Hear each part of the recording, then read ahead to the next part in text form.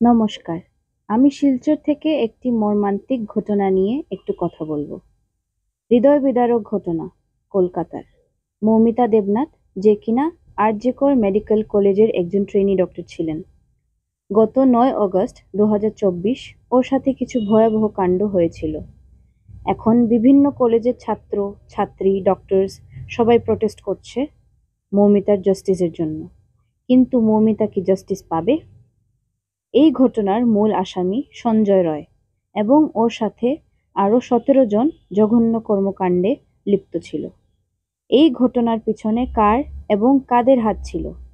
মৌমিতা কিসের জন্য এই নারকীয় যন্ত্রণা ভোগ করল?